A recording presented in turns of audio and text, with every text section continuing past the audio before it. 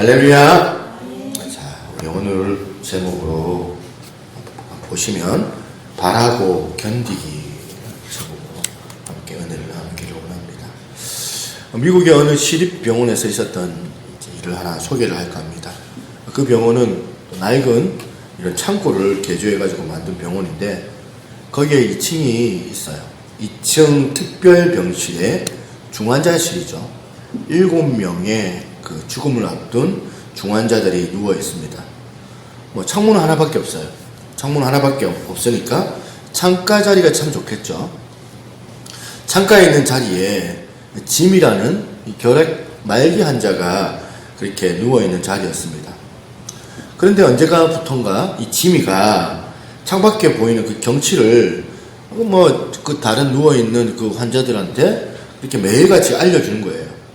여러분도 한번 이제 제 얘기를 들으면서 한번 상상을 한번 해보세요. 이렇게 얘기를 하는 거예요, 지미가. 오늘은 어린이들이 소풍을 가는 날인갑다.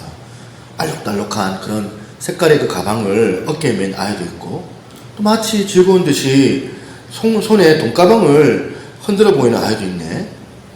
저 여자아이는 빨간 모자를 쓰고 있는데, 야, 여간해서 귀엽지가 않구나.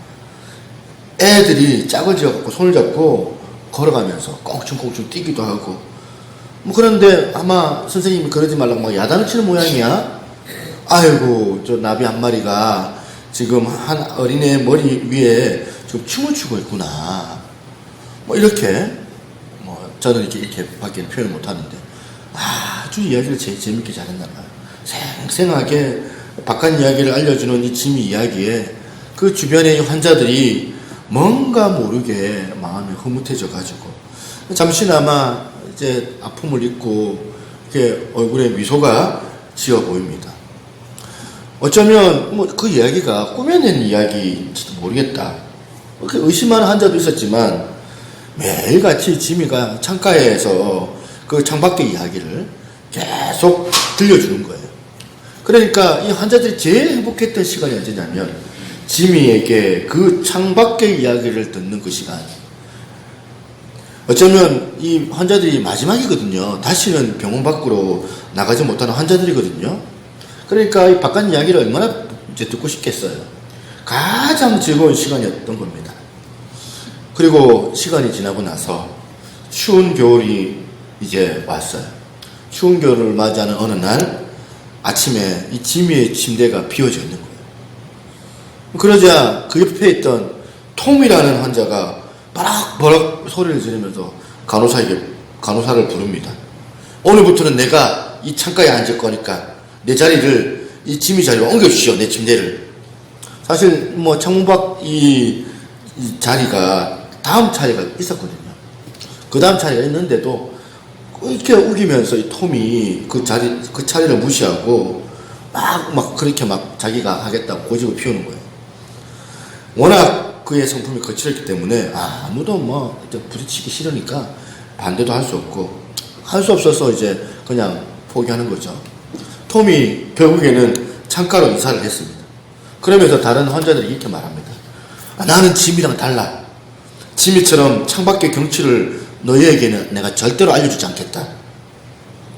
그렇게 단언을 하고 톰이 창가에 옮겨 눕자마자 창문 밖에 눈을 대고 봤는데 웬걸 아무리 눈을 비벼봐도 지미가 얘기했던 그 아름다웠던 그 바깥의 그 풍경의 그 그림이 아닌 거예요. 그냥 볼품없는 낡아 빠진 창고에 그을려진 그런 낡은 담벼락밖에 안 보이는 거예요. 순간 그동안 자기가 들었잖아요. 지미한테 자기가 깜짝같이 그렇게 속았던 이 지미의 이야기에 이 지미를 생각하면서 괘씸한 생각이 드는 거예요. 그러다가 또 한편으로 생각을 해보니까 죽어갈 수밖에 없는 우리들을 창밖에 내다보지 못하고 이제 죽어가는 중환자들을 위해서 이 지미가 왜 이렇게 매일같이 거짓말을 해왔을까 생각을 하면서 이해가 되기 시작한 거예요.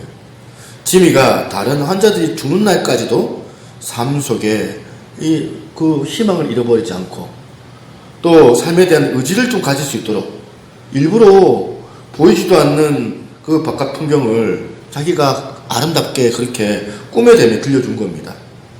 톰이 한참 동안 넋을 잃고 멍하게 어두운 창밖을 바라보다가 그간의 그 지미에 대한 그 고마움이 생기면서 또 뭔가 자기가 그 거칠었던 자기의 그 나쁜 마음을 반성하면서 다른 환자들한테 이렇게 말합니다. 난 너희들에게 절대로 바깥 풍경을 말해주지 않으려고 했는데 나 혼자 재미 보기에는 너무나도 아까운 생각이 들어서 이제 말해주는 거다. 간밤에 눈이 내렸는지 온통 온 세계가 지금 눈밭으로 되어 있다. 아 저기 신나게 눈싸움을 하고 있는 애들도 있고 저 쫓겨난 애들이 창방 밑에서 열심히 지금 조막손으로 지금 눈사람을 만들고 있는 중이다. 뭐 이렇게 얘기를 해주니까 환자들이 이내 얼굴이 펴지기 시작하고 생기가 얼굴에 돌기 시작합니다. 그러니까 더욱더 신이 나가지고 톰이 애들이 뛰노는 모습을 꾸며대며 이야기합니다. 이 이야기를 여러분 어디까지 믿어야 될까? 뭐 이게 중요한 게 아닌 것 같아요. 사람들이 정말 아름다운 꿈과 희망을 잃어버린다면 안 된다는 거예요. 사람들이 이 아름다운 꿈과 희망을 잃지 않는다면 얼마든지 삶의 어려운 그 고비를 이겨낼 수 있다는 것을 이 예화로 통하여 알 수 있는 거죠. 여러분 이런 이야기가 가능할까요? 사랑이 기적을 만들어냈다. 뭐 이런 이야기는 뭐 수많은 뉴스나 이런 실학 가운데 여러 차례 들어보기도 하고 또한 내가 눈으로 직접 확인해 보기도 하고 이런 희망의 뉴스를 우리가 계속해서 거듭해서 우리가 또한 서로 화제를 삼을 때도 있어요. 여러분 우리가 이제껏 배워왔던 이 사랑의 속성입니다.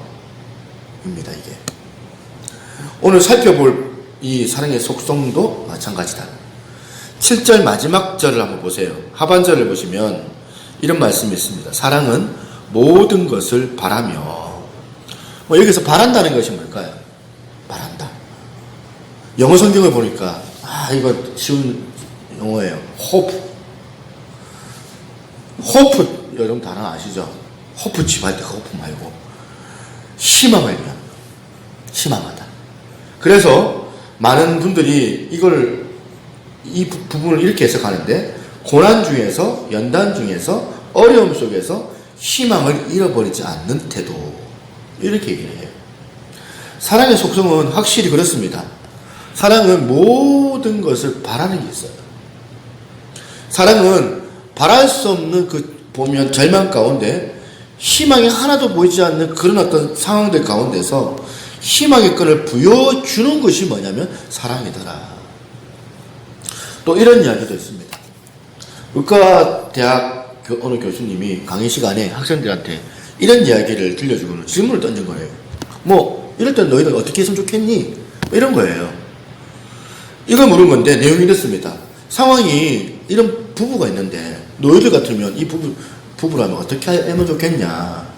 한 부부가 있는데 남편은 매독에 걸렸고 여자 아내는 심한 폐결핵에 걸려 있습니다. 이 가정에 아이가 4명 있는데 한 아이는 며칠 전에 죽었고 그리고 나머지 3아이는 결핵에 누워가지고 이제는 살아날 가능성이 거의 없어 보입니다. 그런데 마침 또 이 아내가 지금 임신을 한 거예요. 여러분 같으면 어떻게 하겠습니까? 그러니까 이 교수님이 그렇게 학생들한테 질문을 던지니까 한 학생이 당연하다듯이 대답을 합니다. 뭐 그거 말할 것도 있습니까? 낙태수술 해야죠. 당연한 이야기다. 낙태수술 해야죠라고 대답했던 학생에게 교수님이 이렇게 무서워합니다.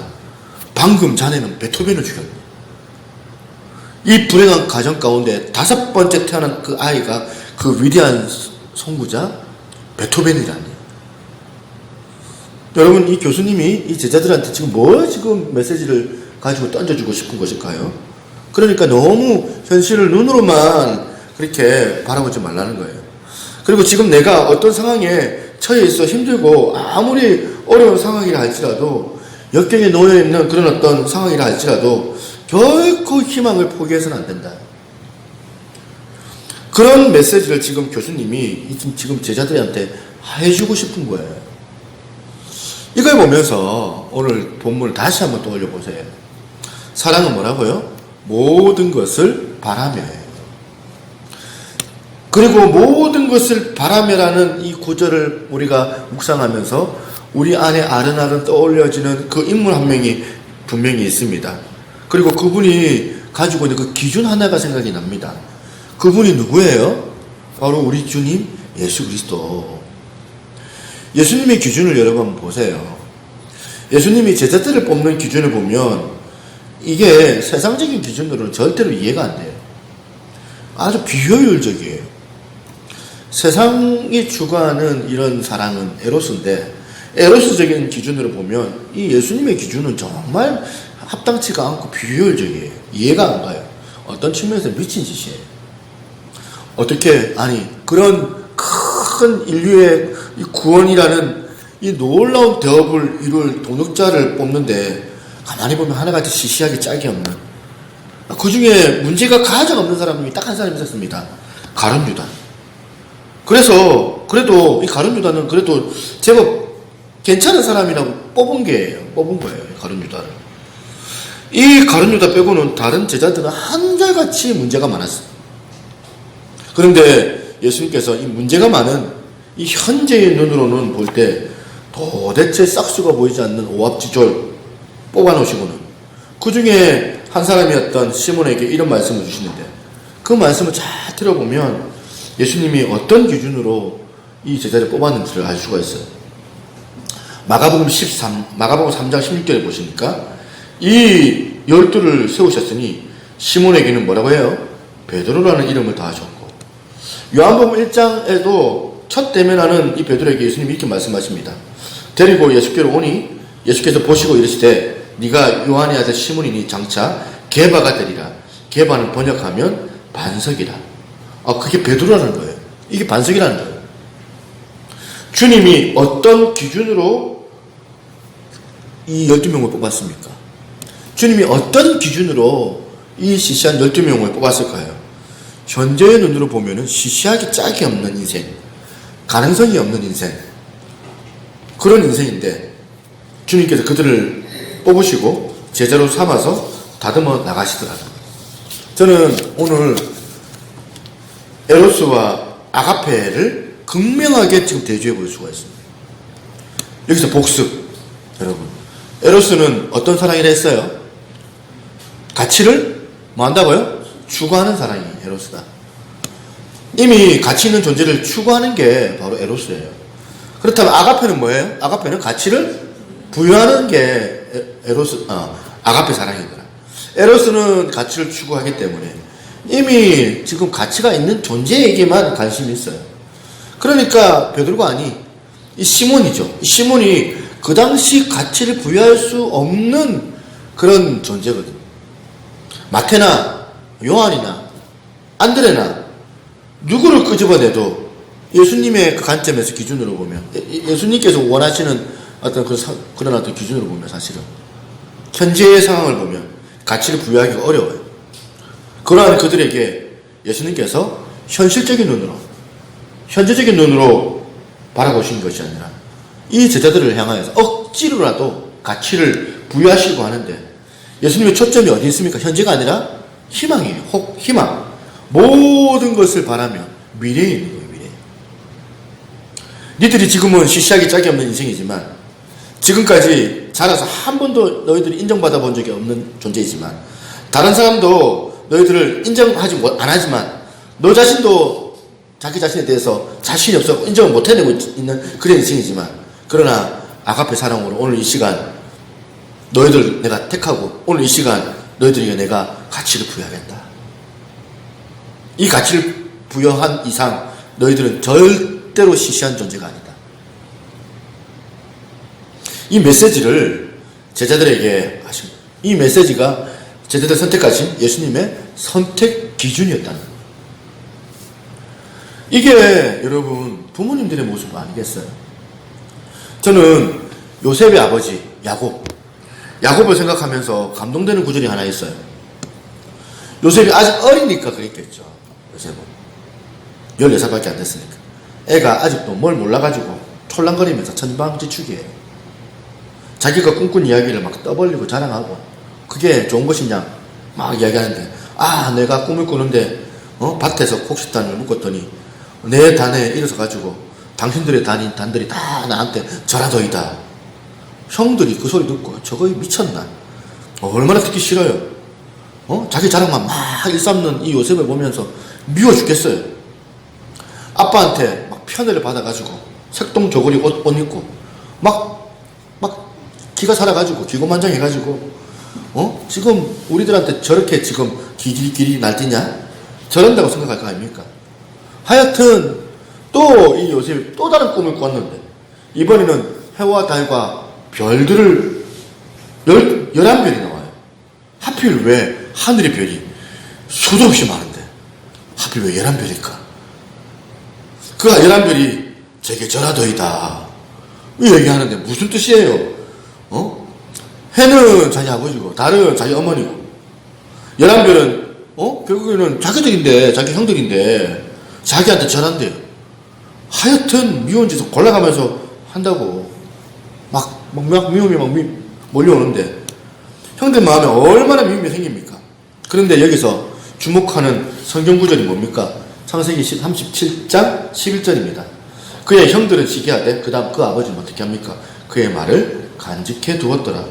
저는 오늘날의 아버지가 오늘날의 어머니가 반드시 명심해 두어야 될 구절이 바로 이거라고 생각해요. 현실의 눈으로는 이 요셉은 정말 철없는 철부지예요. 현실의 눈으로 보기에는 이 애가 막 인간이 안 될 것 같아요. 똥오줌을 못 가리는 인간 같아 보여요. 가능성이 없어 보여요.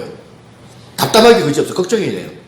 그래서 모든 사람들이 이것 때문에 이 애를 정말 싫어하고 있는데 아가페 눈으로 보는 아버지의 눈으로 보기에는 그 형들은 시기하되 그 아버지는 그의 말을 간직해 두었더라.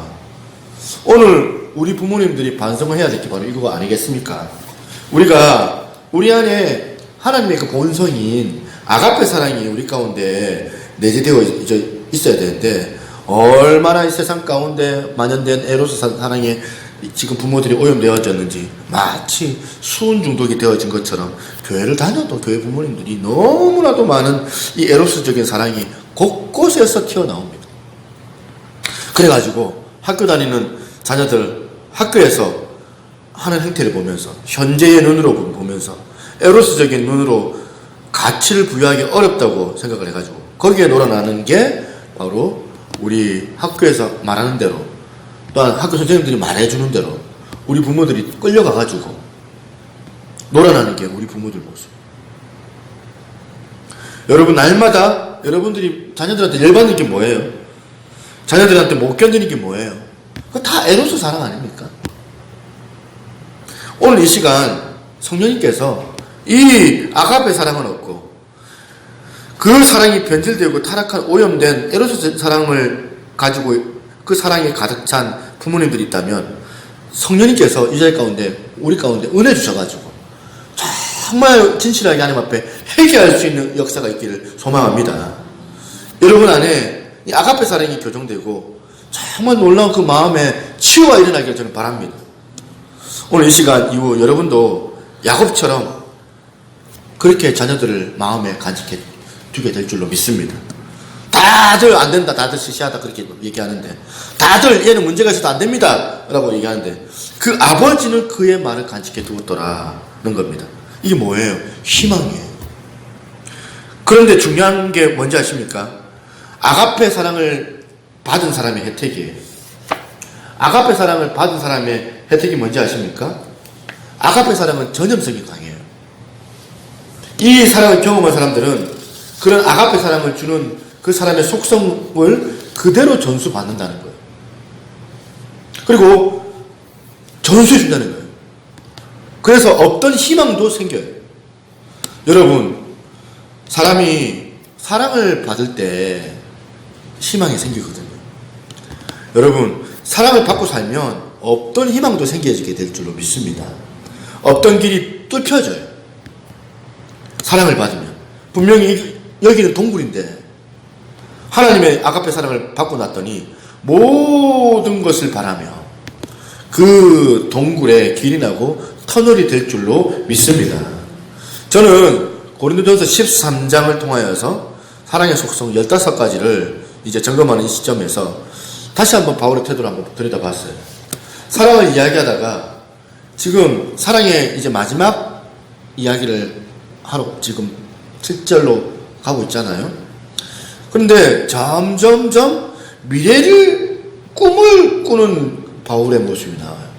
처음에는 사랑은 오래 참고, 처음에는 과거의 상처를 생각하면서 사랑은 오래 참는 것이다, 이렇게 말하면서 이렇게 사랑을 시작을 하더니 마지막에는 어떻게 해요? 미래를 향한 꿈을 꾸는 것으로 사랑의 속성의 문을 닫고 있어요. 저는 오늘 주님의 이름으로 여러분들 축복합니다. 하나님이 부어주시는 조건 없이 자격을 부여하시는 그 아가페 사랑을 오늘 이 아침에 누릴 수 있는 은혜가 있기를 바랍니다. 나의 연약함과 나의 부족한 현재의 떨어진 가치를 보고 판단하는 것이 아니라 너는 소중한 존재다, 너는 존귀한 존재다, 이렇게 가치를 부여주고, 그리고 현재를 보면 아직 형편이 없는 것 같아 보이지만 미래를 보면 미래를 향한 놀라운 꿈과 소망을 꿈꾸게 하시는 그 하나님의 사랑으로 말미암아 여러분들이 오늘 이 현실에 다시 일어나는 복된 은혜가 여러분들 가운데 주어지기를 주님의 이름으로 축복합니다. 내 현실은 지금 초라하기 짝이 없는 시몬 같아 보여. 내 현실은 형들에게 두들겨 맞고 또 여기는 얻어먹고 구덩이에 갇혀 그렇게 죽을 것 같은 그런 요셉 같아 보이지만 장차 나는 놀라운 하나님의 구원을 이루어낼 요셉이 될 것이다. 온 나라가 위기에 빠져 있을 때, 온 나라가 위기를 만날 때 요셉이 창고를 열어가지고 그들을 먹여 살리는 위대한 일을 하나님께서 요셉을 통해 하게 하셨던 것처럼 미리 당겨서 미래를 볼 줄 아는 꿈을 가질 수 있는 복된 여러분 되시기를 주님의 이름으로 축복합니다. 사랑은 이겨낼 수 있는 능력이 있어요. 그래서 모든 것을 견딜 수가 있습니다. 우리가 아가페 사랑을 받으면 그 사랑을 받은 자들이 누리는 축복이 뭐냐면 그 사랑이 내게 전수가 되니까, 전염이 되니까 현실이 초라해 보이지만, 초라한 것 같아 보이지만 초라하지가 않고, 외로운 것 같아 보이지만 외롭지가 않고, 고독한 것 같지만 고독하지 않고, 마음에 주님의 사랑으로 넘치는 그 은혜로 말미암아 가슴 터질 것 같은 미래에 대한 꿈으로 말미암아 내가 다시 일어나게 되더라는 거예요. 저는 오늘 이 아가페 사랑이 여러분 안에 부어진 줄로 믿습니다. 이 아가페 사랑이 부어진 바 되었기 때문에 여러분 가운데 묻혔던 그 꿈이 다시 작동되는 줄로 저는 믿습니다. 꿈이 작동돼야 돼요. 꿈이 작동되면 사랑이 모든 것을 이겨낼 수 있는, 현실 고통을 이겨낼 수 있는 능력을 내포하기 있기 때문에 사랑은 모든 것을 바랍니다. 마지막 오늘 살펴볼 사랑의 속성 15번째, 두 번째 오늘 얘기하는 거지만 그게 뭡니까? 마지막 거예요. 모든 것을 어떻게 한다고요? 견디느니라. 여기서 나오는 견딘다는 이 말은 힘든 상황 속에서 고난 가운데 소망 중에 기다리는 행위예요. 기다린다, 인내, 이게 포커스예요. 그런데 앞에서 설명한 모든 것을 바란다, 이거하고 지금 모든 것을 견딘다, 이거는 연결되어 있어요. 뗄래야 뗄 수 없는 한 세트라는 거예요. 모든 것을 바라는 현재 나는 시몬이지만 장차 너는 개바가 될 것이다. 현재 나는 초라하기 짝이 없지만 장차 미래에 놀라운 사람이 너는 하나님께서 만들어 주실 것이다. 이 아가페 사랑으로 무장해서 현재의 고난도 소망의 눈으로 바라볼 수 있는 사람만이 할 수 있는 게 마지막 속성이에요. 모든 것을 견디는 것. 그 사람만이 현재의 고난을 견디는 힘을 가지고 싶다는 거예요. 그러고 보니 이 사랑의 15가지 속성이 다 그려왔던 것처럼 이 7절의 말씀들도 다 정교하게 연결되어져 있더라는 거예요. 지난주에 살펴봤잖아요. 모든 것을 참으면은 뭐라고 했어요? 모든 것을 참으면 사랑은 덮어주는 거라고 했잖아요. 기억나시죠? 사랑이 상대방이 문제가 있지만 그 문제 있는 상대방의 허물을 감싸주는 거예요. 덮어주는 거예요. 어머니가 자식들 보면서 속아줄 때가 있거든요. 아닌 척하고 모르는 척하고. 나는 어머니를 깜짝같이 속였다고 생각하는데 사실은 어머니가 알면서 자식을 위해서 속아줄 때가 많았어. 왜 속아줄까요? 바보라서. 거기에 사랑의 속성이 내포되어졌기 때문에 모든 것을 믿으며 자식에 대한 그 믿음이 있기 때문에 그런 거예요. 애가 아직도 철이 없어가지고 지금은 철하고 있지만 내 아이가 절대로 내 부모의 이 믿음을 절대 저버리지 않을 것이다. 그러고 눈 감아주는 거예요. 이처럼 모든 것을 참으며 모든 것을 믿으며 이게 한 세트인 것처럼 오늘 모든 것을 바라며 모든 것을 견디는 것도 한 세트예요. 여러분 마음에 지금 현실의 고난을 이겨낼 수 있는 그 능력이 뭐냐? 호프. 견디는 거예요. 모든 것을 바라는 호프. 이것을 가져다주는 하나님의 놀라운 사랑을 경험함으로 말미암아 지금 우리가 혹시 현실에 어려움이 있다 할지라도 그것을 견뎌낼 수 있는 힘이 생기더라고요. 이런 힘을 여러분들이 다 가지시기를 바랍니다. 저는 사랑의 모든 이 속성 15가지, 특히 마지막 속성, 모든 것을 견디느니라. 이 속성을 묵상하면서 몇 가지를 생각해 봤습니다. 첫 번째, 견디느니라는 거는 분명 뭘 전제하고 있다는 거거든요. 뭘 전제할까요, 여러분? 견뎌야 될 뭔가 고난이 내포되어 있어야지만이 되는 거 아니겠습니까? 아니, 견뎌야 될 고난이 없는데 견디는 게 무슨 의미가 있습니까? 난 지금 고난이 없어 너무너무 행복한데 뭘 견디란 말이야.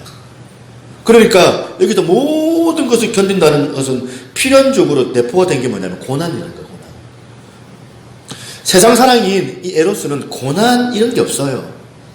이미 완성된 사랑을 추구하는 그런 에로스적인 그런 사랑을 가지고 있는 사람은 현재 이미 다 가지고 있기 때문에 세상에 다 가지고 있는 것 같다고 보이기 때문에 고난이 필요가 없어요. 그러니까 이런 사람들에게 절대 겪지 못하는 게 뭐냐? 이거는 아가페 사랑을 경험한 사람이 필연적으로 통과해야 될 코스예요. 이게 뭐냐? 고난이에요. 이건 에로스 사랑을 가지고 있는 사람은 안 해도 될 것들이에요. 그게 뭐냐? 우리가 견뎌야 될 고난. 우리가 견뎌야 될 고난. 저와 여러분들이 견뎌야 될, 필연적으로 견뎌야 될 고난. 왜 우리가 이 고난을 받아야 될까? 우리는 이 세상과 타협할 수 없는 존재들이기 때문에. 우리는 세상과 친구할 수 없는 그런 사람들이기 때문에 그렇습니다. 그래서 베드로전서 4장 12절에 같이 한번 읽어볼까요?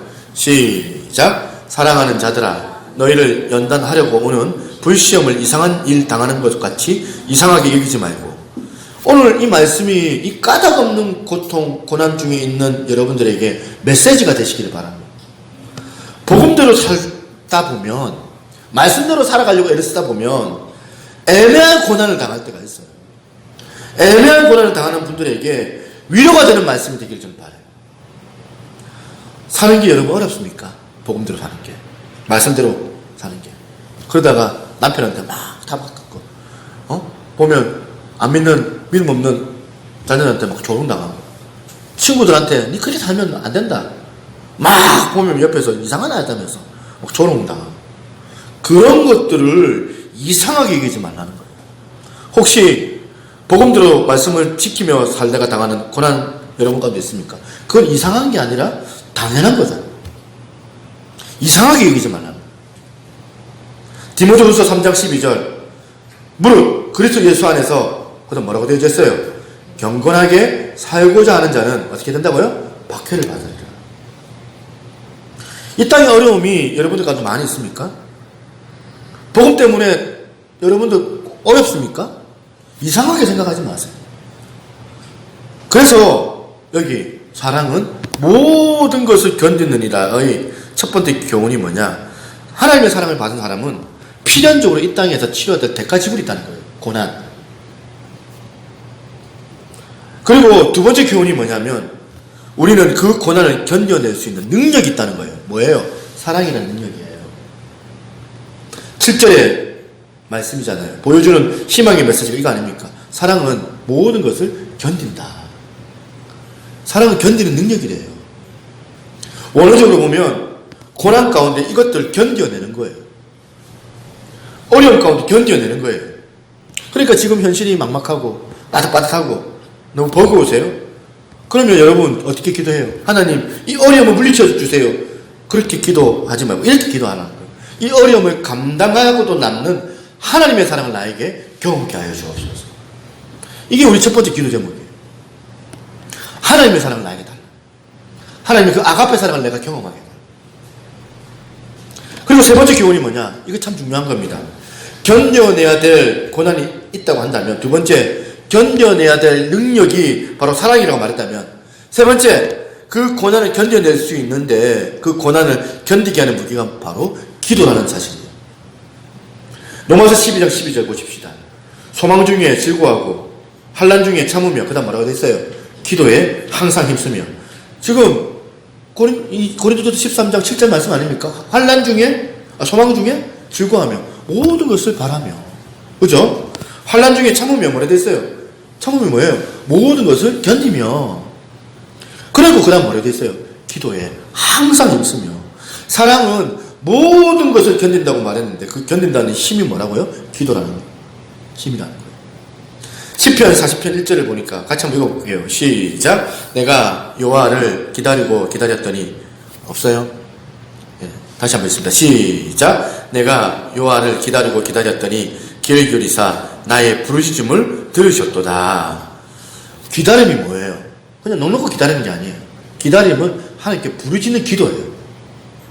하나님께 부르짖는 기도를 하는 게 기다림이라는 거예요. 저는 이 사랑의 속성이 저와 여러분들 가운데 마스터가 되면 맨 마지막에 우리가 가야 될 자리가 있어요. 그 자리가 뭐예요? 기도의 자리인 줄로 믿습니다. 여러분들 기도의 자리로 인도되는 은혜가 있기를 바랍니다. 여러분 기도하는 여러분들이 되시기를 바랍니다. 넉넉히 그냥 기다리고 있는 게 아니라 불철주야 기도하는 거. 결론을 맺습니다. 말씀을 보면서 성경 구절 하나가 떠올랐습니다. 누가복음 13장 6절입니다. 예수님께 하셨던 말씀이죠.